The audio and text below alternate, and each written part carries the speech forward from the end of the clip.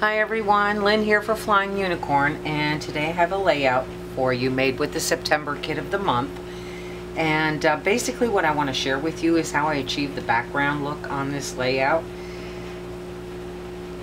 I didn't come up with this technique myself. I actually saw this on YouTube, and the person whose channel I saw that on, and I'm probably going to mess up her name, is Irit Landgraf, and I'll try and remember to post a link to her channel for you.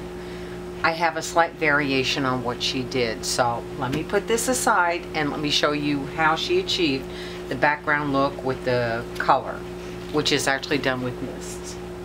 So here I have my paper, which is already gessoed, and I did use clear gesso, although it didn't really matter which one I used. If you're using pattern paper, and it looks really pretty on pattern paper as well, you might want to go ahead and use the clear. Otherwise you can use just your simple white gesso. And as well, before I forget, one of the things that I've been doing lately to try and keep my layouts from buckling and everything else is to add a piece of paper on the back, and you can see this is just a scrap piece of cardstock. I cut it just slightly smaller and I glue it on with wet glue. That's the best thing to do, because if you use ATG tape or double-sided tape, unless you cover the whole piece, it's going to still buckle for you. You get less wrinkling and buckling if you use the wet glue. So that's one tip for you. Now my other tip on how to do the background is this wax paper. This is exactly what Irit used, and she did say that she got this from someone else, but I couldn't tell you where. I don't remember. Okay, so here's her technique.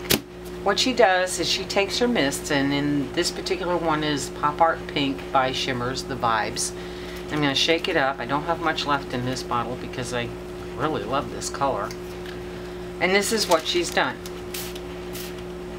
She sprays it on her wax paper, and then she plops it down on the paper. And that's it. But here's my variation, and I'm just going to, don't mind my ugly rag. Oops, and I just made the paper worse. My variation is crumple your wax paper. And the reason that I'm doing that, let me turn this so you're not looking at the mess I just made, is that when you spray on the wax paper, because you crumpled it up, some of the ink will seep into the crevices made by the crumpling, and this will give you a totally different look. And I think I might be okay. I'm good. Alright, so here's my other tip.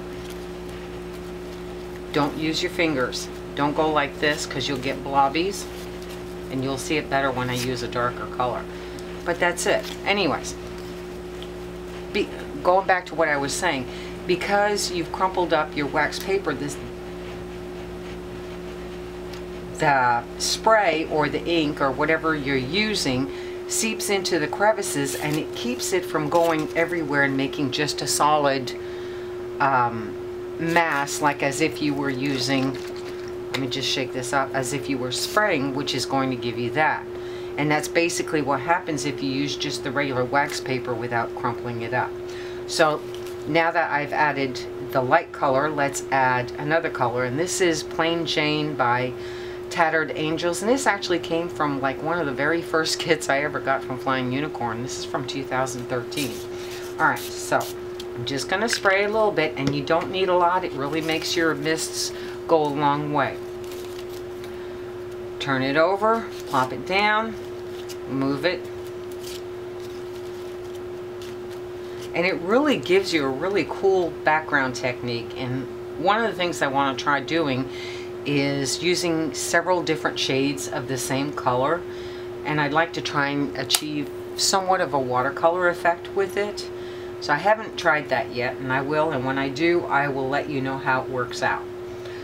That's it. That's all I did. Let me turn it over, and I'll use the other color. I used the three colors, which was the Pop Art Pink by shimmers, and I use the Jenny B Blue, which is, this is another one of my favorite colors, and the Rosy Plain Jane by Tattered Angels.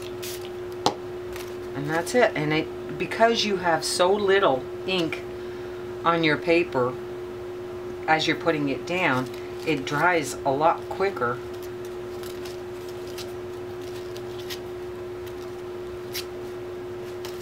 And that's it. I mean, that really is all you have to do.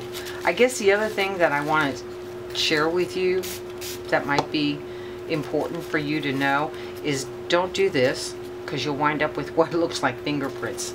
Use the palm of your hand or use your hand flat. It gives you a better look. So what I did is I started with the lightest color, which is the Pop Art Pink, and then I went to the Rosy, and the last color I put on was the Jenny B Blue, and I made sure that I let the pinks dry before I added the blue on top. Otherwise you wind up with a different color. That's it. That's how easy and simple this technique is.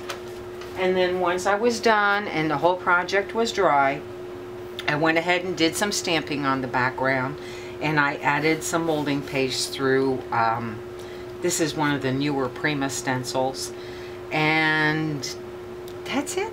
That's how easy it is. So I'm going to try and remember to link up Irit's channel, and yeah, head on over to the Flying Unicorn store and pick up this. Well, this kit is, I believe, sold out at this point, because it used the Prima Something Blue and the Miss Olivia collection from, oh my gosh, and the name escapes me now, and that's horrible.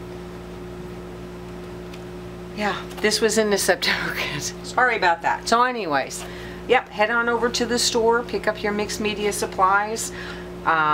Make sure that if you're interested in purchasing the kits from Flying Unicorn, and they are the best kits around, that you do pre-orders. Check out the site. It'll tell you exactly what you need to do. And that's it. Thank you. Have a great day.